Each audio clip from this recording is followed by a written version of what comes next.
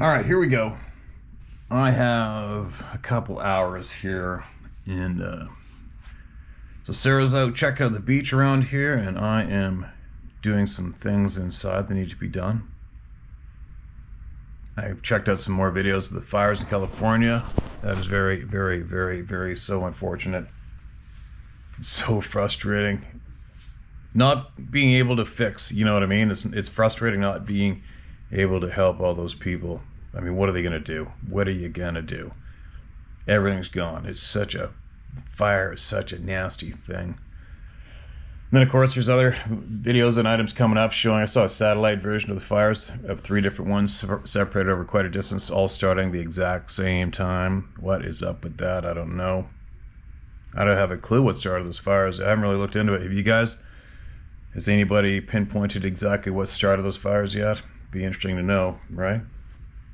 Anyways, prayers go out. Prayers go out as usual. Now I'm going to read some stories and get some voices heard. I have a huge comment from a video. I don't know when this was. And it's all screenshot from the comments. So here we go. Listen to this. The story at 26 minutes really blew me away. Steve, my wife, and I seen 4 large orbs, the size of a compact car, grouped together in a cluster, slowly moving along I-205 here in Clackamas, or 2 years back, end of summer 2022. And here's why the man's story blew me away. Those large orbs were not visible to me or anyone else on the stopped, backed up bumper-to-bumper traffic. It was a very sunny day, around 1 to 2 o'clock. I had my Ray-Bans on in my truck, and Heather, my wife, had her Maui Jims with purple tortoiseshell frames and purple colored lenses, or reddish colored lenses. We were on our way home to Gresham when she looked over at me and casually asked me, "What the F are those up there, balloons?" I didn't think much of it, as I was watching the stopped traffic and rocking to the tunes. And she asked again, but she sounded serious. I hadn't seen anything but bright sunny skies and bumpers. She asked again, but now sounded a bit irritated, and I looked up and all over, and I didn't see a thing. I thought she was playing with me. She then said, "That's weird. What the hell are they?"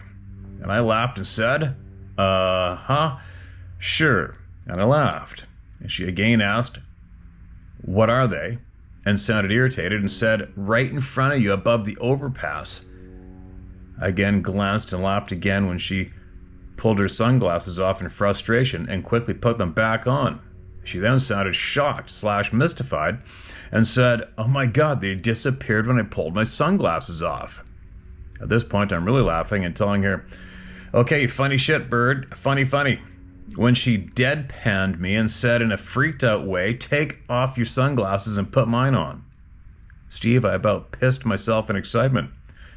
I was shocked and quickly pulled them up and down a few times because with her Maui Jims, I clearly seen the 4 shiny, big orbs slowly moving above the stopped traffic from southeast, slowly at 10-degree angle to northwest, over and across the stopped freeway.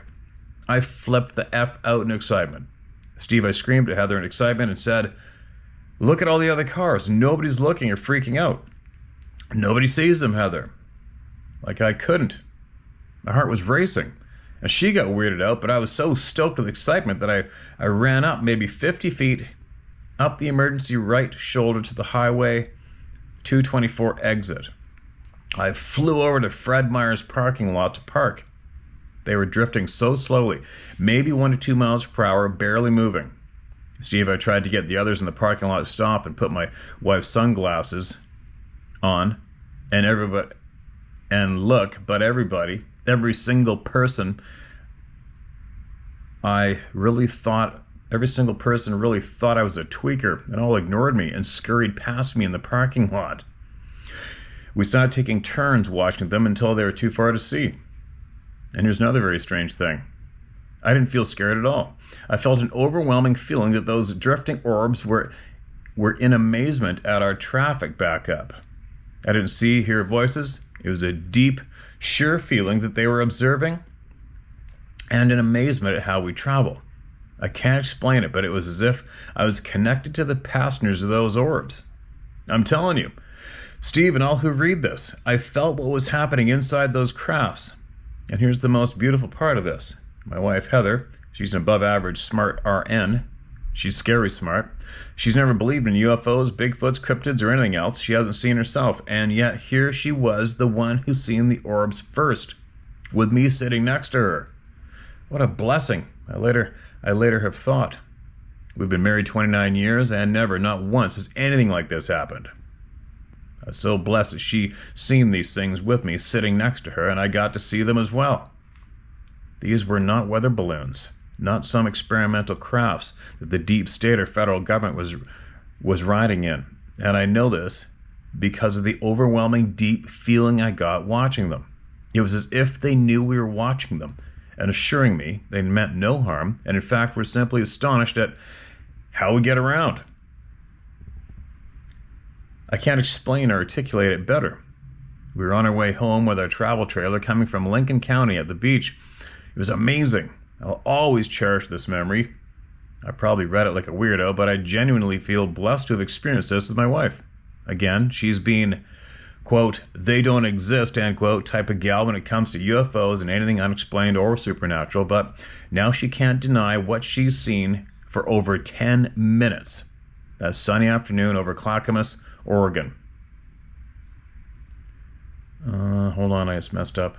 Again, they were completely invisible. The only way we seen them was through the lenses of her very expensive purple tortoiseshell Maui Jims with purple/reddish lenses. Only way we could see them. Everybody have a great weekend. And P.S. I forgot to add, they were moving along about 20 to 30 feet above the Clackamas Oregon Highway 2024 overpass, slowly observing. I want to also add that I feel the changes coming. I feel the changes coming were helped along by visitors to free us.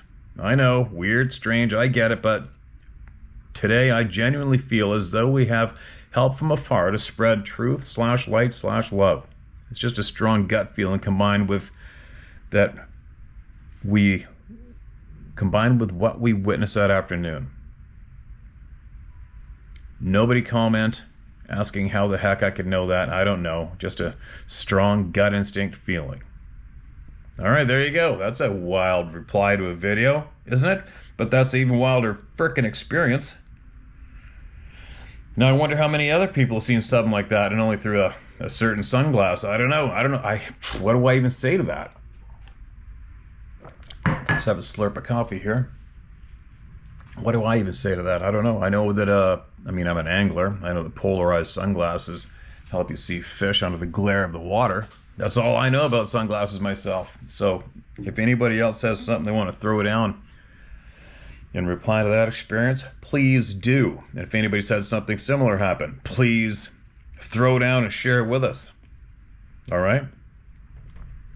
Pretty bizarre, but possibly pretty exciting to know that maybe, possibly, we could put something over our eyes to reveal something that we've been blind to for our whole lives. Who knows? Crazy. This next email is titled 1973 at 9,800 feet. Do I remember this one? Holy shit, do I? Like it just happened. Made me jump then as now. We were backpacking again close to Yosemite on an eastern ridge at 9,800 feet, and we camped right on the measurement printed on the quad map.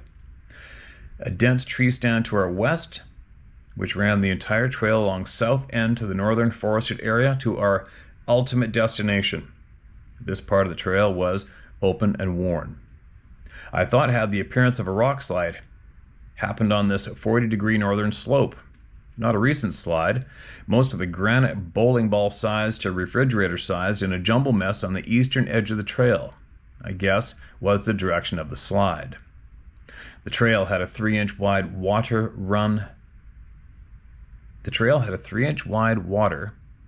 run down its center, showing off how colorful granite really is in the sunlight as I made my way uphill. Green moss grew short on the edge of our crushed granite trails made on either side of the trickle. And as we made camp, some pitched tents while others did not. It was a dark night, barely any stars, and no moon, a critter night. I was not sleeping very well at all and very restless in my sleeping bag. Inside my standard 5mm plastic orange tube tent, I had to pee, so I unzipped my noisy sleeping bag and immediately felt the chill. I wrestled around in my pack and pulled out my down jacket and zipped up the noisy nylon zipper. Then put cool boots on and crawled out, making crunchy, crackly sounds getting to my feet. Now, there's a reason I'm bringing attention to all the noise I was making, just getting out of the tent, for a reason which is I needed to pee on a tree, and in darkness, I saw one near the edge of the forest ahead of me.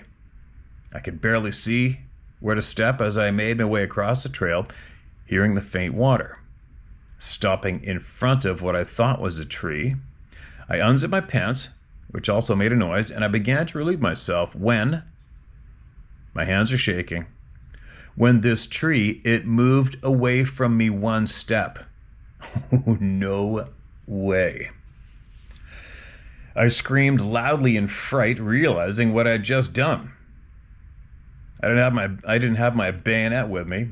It was back in the tent. Oh, shit. I fell back on the cold granite and zipped up, but Pete didn't stop right away.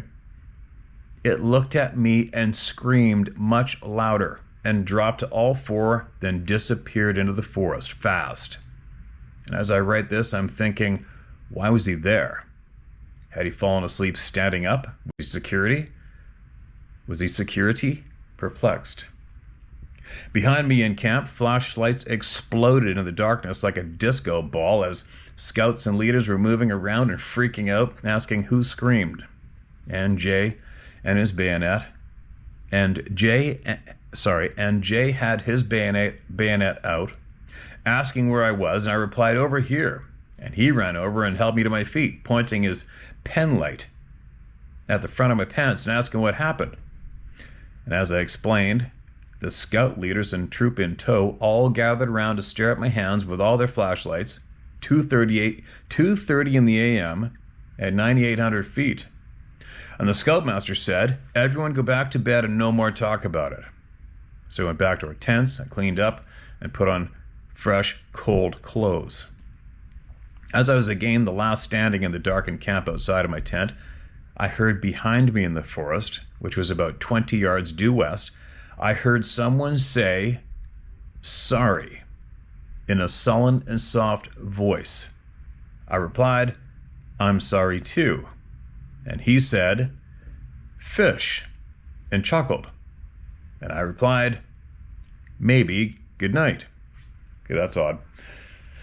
This moment in time was so strange to me to remember, but in the moment, terrifying to say the least. It, which was so dark I could barely make out the legs after I looked at it better, well, I honestly thought I was dead meat. More episodes are unlocking as my hands are shaking to release these moments, these memories. Steve, this May of 2025, my wife Mary and I will be with a group of nurses and their partners on an Alaskan cruise, disembarking from Portland. Maybe a good idea to meet some ports of call, or you could do a press pass and be on board along the way and have an interview. You'd be the first interview with me. You were the first to receive 7 pages. Think about it. God bless. All right, man, there you go. That's a terrifying... that'd be terrifying for anybody, even if it ended up to just be a deer, a bear, or whatever. You get out of that tent at 3 a.m, go take a leak, and you're peeing on something that steps off to the side. Holy shit. And it stands there absolutely silent, calm, allowing you to walk right up to it. Crazy. Crazy, crazy. Now, appreciate that email, man. Appreciate it. My Sasquatch story. This is an older one. I hope I didn't read this one before. We're going to find out. My grandfather was a homesteader in the Jemez Mountain area of northern New Mexico. From childhood, I spent summers as an adult 29 to 30 days per year and quite a bit of time in the woods hunting and hiking. Between Christmas and New Year's 1999, I took my family in our Suburban up a forest road on a snowy day. The further up the furthest road I drove, the deeper the snow got. I decided I should turn around before I get stuck. And as I headed back down the mountain, we came across a rise in the road and a tall creature with blondish red curly hair, long arms and legs, maybe 7 feet tall, was almost all the way across the road from left to right. He went up an embankment and reached forward with both hands and parted the oak brush and disappeared. I was not saying anything, wondering if I was imagining what I saw, and my wife said, "What was that?" with the emphasis on that. I replied, "I don't know." I'm typically a very outward person with my thoughts, but we never mentioned it again. Isn't that quite strange? Yep, it is. That seems strange to me every time I read that, which is hundreds of times. I tucked it away and never told anyone. And about 4 years later, I saw a tiger on I-35 in Dallas. I thought, no way. When I got home, I saw the story on the news and thought, I know what I saw. My mind immediately went back to the creature I saw crossing the road, and I know it was not a bear. I did not see the face, but it was a large creature, but in no hurry to get out of my way. And just recently, I was recalling an elk hunt in that forest, 1989 or so, and I was walking at about 9,000 to 10,000 feet elevation and smelled a very strong, dirty dog smell. That smell stayed fairly close to me all day. Thought it was a bear. I had a 300 Weatherby, so I was not afraid, but now I wonder if it too was one of these creatures. I never heard anyone up there mention them. I always thought these were made-up stories, but I know different now. I do think about going in the woods alone. Not really afraid, just like I watch for snakes as a matter of practicality. I've only shared this story with a few people, and no one knows what to make of it. But once you see one, you cannot unring the bell. Bill Hughes. Yeah, you got that right. It's not possible, is it? It's not possible. You can't unring that bell. Appreciate that email, man. Welcome to the club. Welcome to the club. Next. This is titled Sasquatch Sightings. Thanks so much for your candid, open, and blatantly honest testimonials. Appreciate this very much. You're very welcome. It's too easy. My hubby and I had an encounter while interior camping in Algonquin Provincial Park back in September of 2000. We didn't see anything, but we heard wood knocks that made our teeth reverberate back in our skulls. We heard something bipedal walk around our tent both nights around 2 a.m. Another thing that alarmed me was the reaction our Alaskan Malamute had. A 120-pound, normally fearless dog was reduced to a whimpering pup. He didn't want to leave our tent at night to do his business, and something spooked him so bad. My hubby and I both felt the hair on the back of our necks stand up and felt like we were being watched. When we heard the tree knocks, though, this did us in and couldn't wait till daylight to break camp and hightail it out of there. And at the time, the thought of Bigfoot/Sasquatch didn't even register. We just thought it was the oddest thing we had ever encountered, ever, in all the years of our interior camping. And it wasn't until years later we had seen something on YouTube that described pretty much what we had encountered that made us sit up and take note. Anyway, appreciate the opportunity to tell you of our encounter. It's been many years, but it made a very deep impression on both of us. God bless you and keep safe. I've done my own research into this, and I think it's the Nephilim described in the Old Testament. There's a verse in the New Testament where Jesus talks about, "For we wrestle not against flesh and blood, but against principalities, spiritual wickedness in high places." I also believe these things are malevolent in nature. My gut feeling is telling that they are behind all the missing 401 cases described in Dave's books. Enough said. Thanks very much for your insightful videos and allowing me to talk about our encounter. I know it's nothing as dramatic as a lot of encounters, but it was enough to make us uncomfortable. There you go. Shared. And there's no qualifying here. We don't have any excitement ratings. We don't have any ratings at all. All we need is truth. That's it. That's all we need. And you shared it, so appreciate you. Next, this is titled Sasquatch on the Ocoee. Ocoee. Ocoee. I'm gonna go with Ocoee. All my luck, it's probably spelt Ocoee and pronounced the lake. Who knows, right? Okay. Hi, Steve. This experience happened during the paddling season. Did I read this?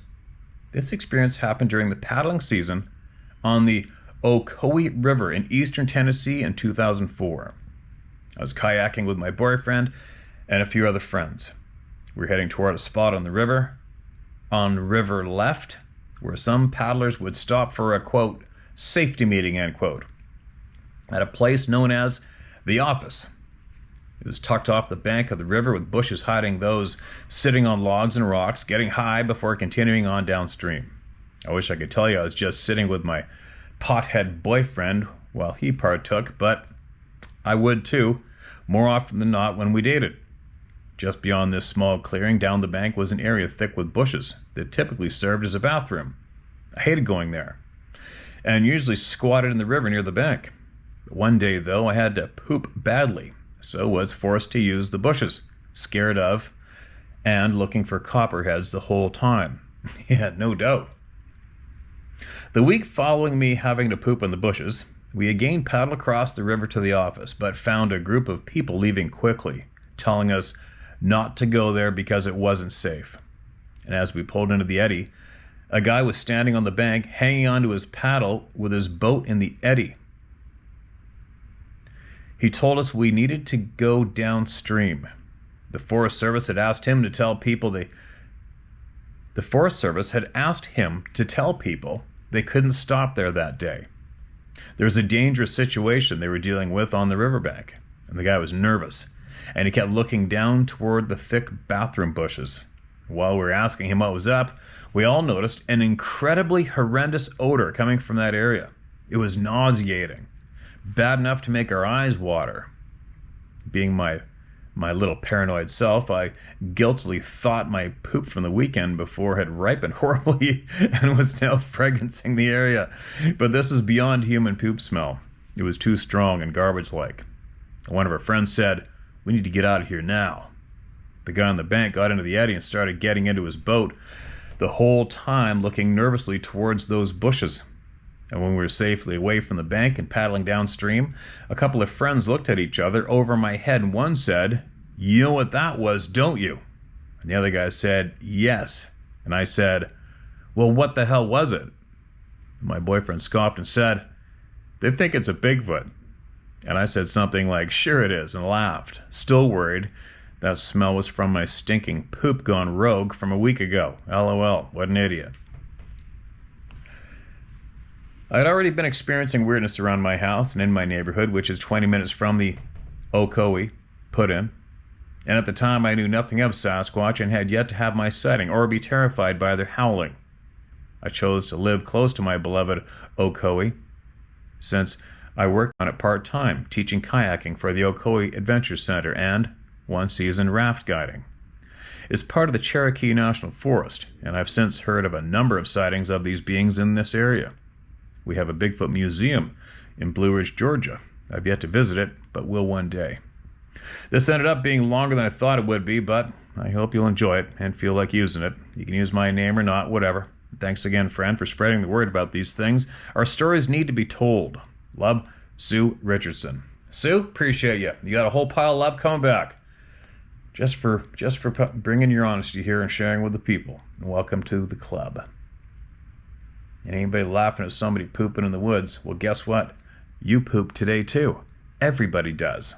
Isn't that funny? Pooping and farting, every single one of you are guilty every single day. But for some reason, we think we can ridicule somebody else for doing it. Isn't that weird? Pretty weird. People are weird. Moving along. My sighting. Titleless email. Hi there. My experience isn't very exciting, but this is it, and it's also one of my earliest memories. My mother, sister, and myself were traveling by car on a long-distance trip. I don't remember if it was in Canada or the States. There were thick woods on the side of the highway with a small clearing. A very large human-like figure covered in hair walked out of this small area and then back into the woods. I only saw it for a few seconds, but that experience has stayed with me my whole life. I'm 59 years old now. I never even told my sister or mother after I saw it. And thanks for reading this, and I wish you the best in everything you do. And again, it's not a very exciting story, but feel free to share if you wish. Shared. All counts. Very important. And I appreciate you sharing that, and I'm glad you finally got it out. Super glad you finally got it out. I wonder how many people are sitting listening. Isn't it? Wouldn't that be cool if we could, you know what I mean? Maybe I should make a poll, one of those poll things you can do on YouTube, and just say flat out, are you watching these videos and have an experience of your own and haven't shared? Yes or no? I wonder what the number would be. I'm sure it's going to be right up there. And that's fine. That's fine. I don't care. As long as you're here. As long as you're here realizing you're not alone. That's the main thing. And you're here learning. That's the number one thing. Territory marking is the title of this email. We share a similar attitude when it comes to Bigfoot. I don't give a shit what people think. And I've had 5 encounters with these things in my life. I know what I've experienced. I know you're busy and I don't want to waste your time, and I'm going to skip the story and just ask you the main question that came out of my last experience. Have you ever heard of these things marking their territory with urine? Basically, I took a leak on the side of the road and left. I came back about 20 minutes later and something had completely covered the area that I peed on. The amount of liquid left a wet spot that was as big as my SUV. I live in Washington State, and I don't know what else could have done that. It marked its territory like a male dog. I haven't heard of them doing that. Anyway, enjoy your stuff and keep up the good work. All right, well, how do you know what, for that one, that's an older, I don't know when that was sent, but anyway, on that note, this is what I do know about urine and marking is when, like, first off, was there any snow on the ground? I mean, if there's snow on the ground, obviously you would have seen tracks and you would have seen the urine easily. So I don't know what kind of ground it was you're on. It must have been either dry dirt or snow. But anyway, when you're going down a logging road or whatever, any snow-covered road, and you'll see little clumps or a branch hanging off the side of the road, like a mini point on the side of the road. The end of a log, a limb from a pine tree, whatever. Something that just sticks out into the main trail on a snowy road. I'm going to use it as an example. When wolves, any canines, coyotes, are ripping down the road, bonk, they bump into that stump, snow-covered stump, branch, pile of snow, whatever. They stop and they pee on it. And then every single time they come back or another one comes to that pee post, they pee on top of it and they all try to pee higher. And if it hasn't snowed in a while and you come to one of those things, we just call it, it's a pee post. It's a massive amount of urine. It's almost like a urine snow cone the size of a wheelbarrow, and it's just huge. And obviously the tracks are ridiculous, and they'll even try to poop on top of it. But that's all I can tell you about that one. So I'm sure somebody's going to probably say, it was a dog man. That's a canine thing. It must have been a dog man. Well, I don't know. Maybe it was. I don't know. I haven't a clue. It's always a guess, right? Maybe it was. Maybe it wasn't. Or maybe it's just somebody watching you and thinking, I'm going to freak this dude out when he comes back. Watch this. Right? As many of us would, possibly. I mean, I know with my twisted sense of humor, I'd probably do that if I could, just to mess with somebody. But there you go. Do I think they mark their territory with scent myself, though, when it comes to these people? No, I don't. Not me. That's just me, though. Right? I'm wrong about all sorts of shit. Take from what you will or leave it. Now, I'm going to share. Oh, I put this on the community page. This is awesome. Somebody from Australia wrote in. Andrew McGinn wrote in.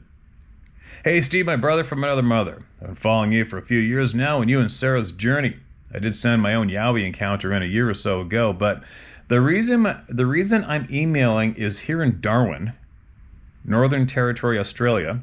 There's a Facebook page called Darwin's Worst Drivers, which my car ended up on because of a fake rubber hand hanging out of the bed of my pickup. So someone photographed it and posted it up on the site. It attracted 251 comments, and about 50 of those comments were about the strange round decal on the back tailgate. Club and no return. Well, I guess that's one way to spread the word, Steve. Cheers, buddy. Photo attached. Oh my God, is that freaking hilarious? Right? Now, obviously, your average person's going to go, so would you put the fake rubber bloodied hand out of the box? We call it a box of your vehicle. First off, I mean, that comboed up with the club and no return, that is freaking awesome. That was very, very, very funny. Very funny. Thanks for sending that in, man. Now, anyway, I'm gonna get moving. I gotta get moving. I'm gonna go drag Sarah's butt into the gym and sweat it up in there. And then I guess later on we're gonna take a taxi way down the beach to this point where apparently there's monkeys running around all over the place. She's a fan. I'm not. I'm just not into those little bastards. I've seen them terrorize and torment people too many times, and it's also one of the top injuries for foreigners in this country, and I'm just not into getting chewed on by a little frickin' feral monkey. But we're gonna go. And then after that, I guess we're gonna go to some night market and check out some night market food. And then come back here. And then we're out of here. Then we're leaving tomorrow. So if I'm not back tomorrow, maybe I'll be back the next day. We'll see. Share my story at howtohunt.com, and make sure you send prayers out for those in need with the fires in California. Later.